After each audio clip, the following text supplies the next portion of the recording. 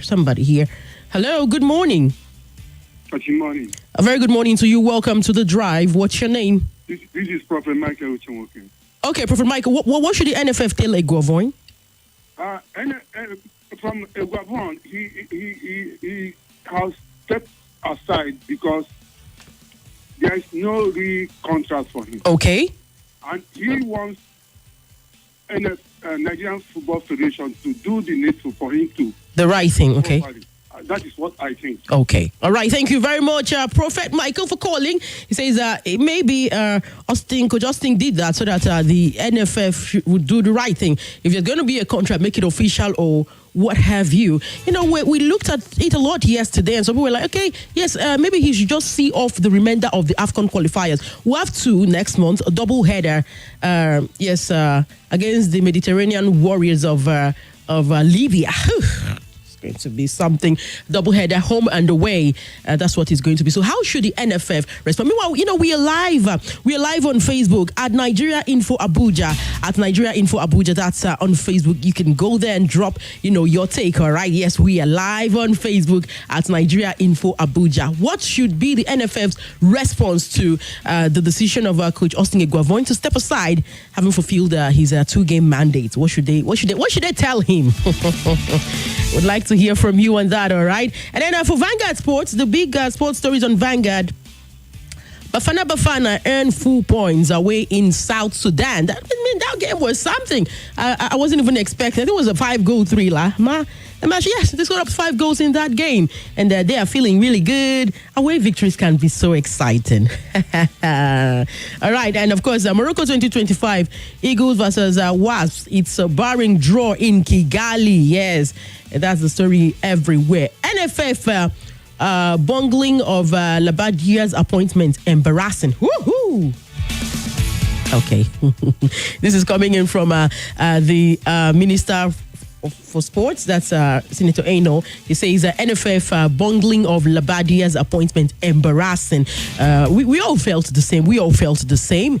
But I don't think I have anything against the NFF pulling away from that contract. The only thing I have a problem with is the fact that they announced it like it was a done deal. The man hadn't put pen to paper. I mean, when we announce contracts, players, deals, and what have you, we tell you that, okay, so an agreement has been reached between this club and this player, but the two clubs are still negotiating. We'll put it out. You know that something is on, but it's not done. But I would say, if here we go, done deal. That means everything is already concluded, and then you put pen to paper. If a player hasn't put pen to paper, you shouldn't announce it like it's done. Remember John Obi Mikel, Manchester United, Chelsea triangle, because there was no pen to paper. All right. So that's how it is. If then they told you that Victor Osimhen wouldn't play for Chelsea, would you agree? But it happened because some agreements were not really reached. So you cannot announce those deals. If you announce it like, okay, it's cooking. It's in the oven. It's baking. And then when it's done, you tell us. So yes, the minister is not happy about how it all went. And there are results of, matches and what to also expect today. That's on the Vanguard Sports, okay? The last that we'll be looking at is the Blueprint newspaper. On the Blueprint back page, it's a thing. AFCON qualifier, Rwanda forced Super Eagles to goalless draw in Kigali. Rwanda forced Super Eagles to a goalless draw in Kigali. And, it's that goalless draw. They celebrated it like it was something. Paul Kagame, that's the president of Rwanda, he was there at the stadium to watch the team for the very first time in 10 years.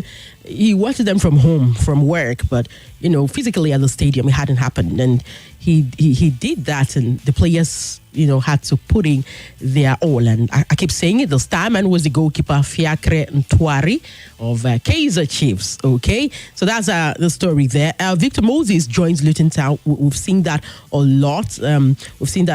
NPFL, Niger Tornadoes return to Mina. Yes, they've approved, the NPFL approved, that's the request of Niger Tornadoes, to return to the Bako Kontagora Stadium in Mina.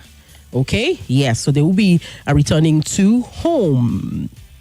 And It's about that. Nigerian boys, girls team qualify for quarterfinal. There's a FIBA Africa under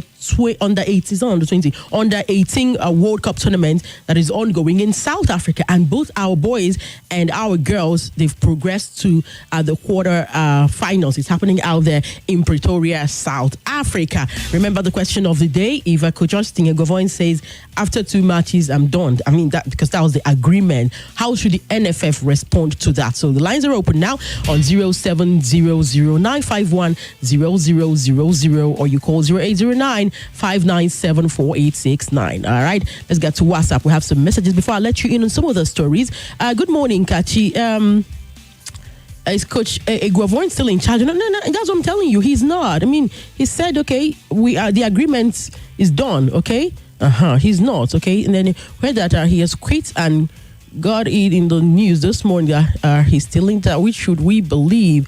Ezekiel from Kaduna Road. Okay, so that he is still in charge is, what we want, or what a lot of people want, but as at yesterday after the game, he put it out there that, he's done his beat.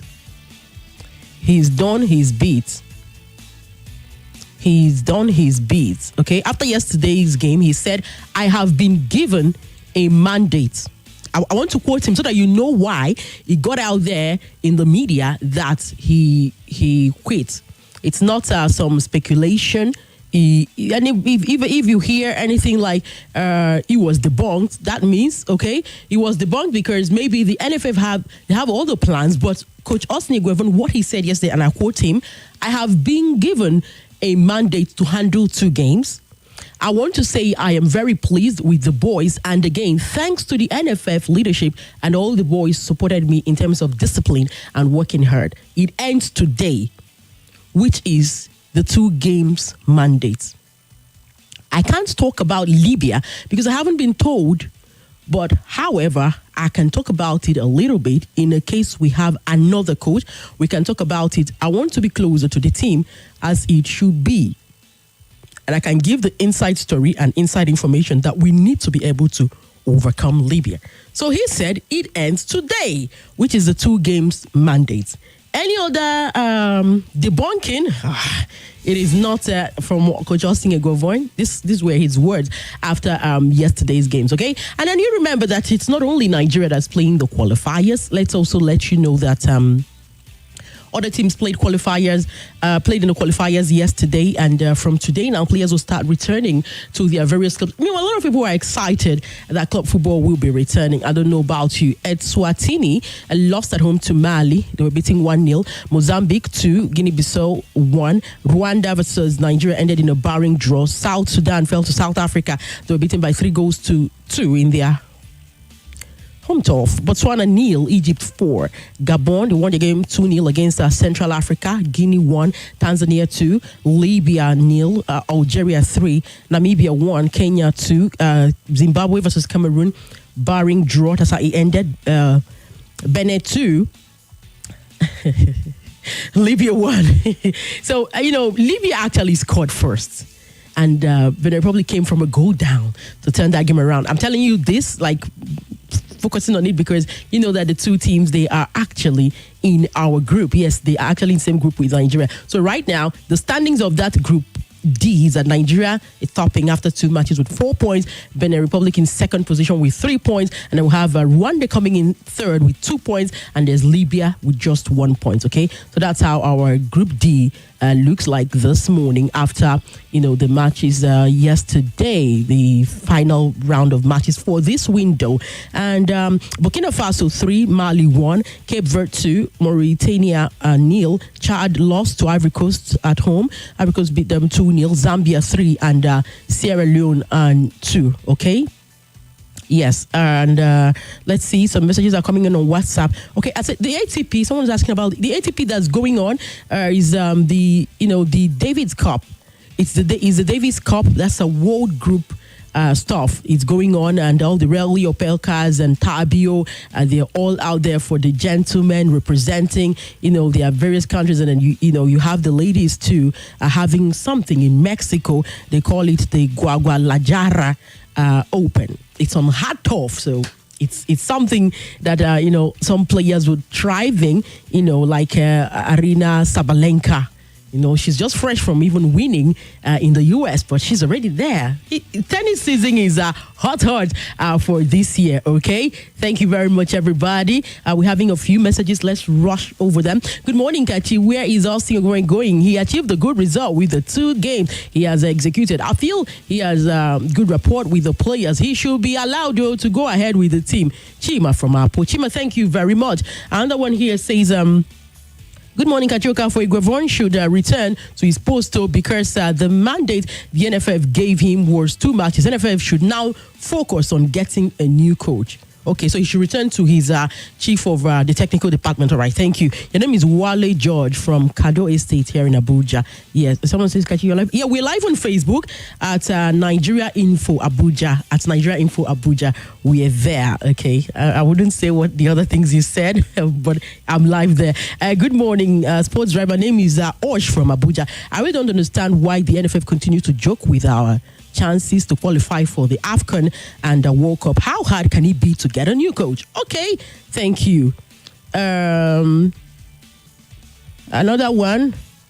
Thank you very much. Okay, thanks everybody for joining up. It's here that we will wrap things up. Okay, thanks a lot. In the evening, we'll have a football frenzy. We'll have football frenzy by 7 p.m. this evening. But before then, just enjoy the rest of our broadcast on 95.1 Nigeria Info. Kachioka for is my name, the Queen of Sports. I brought you the Sports Drive this morning. Boom, chaka laka laka laka.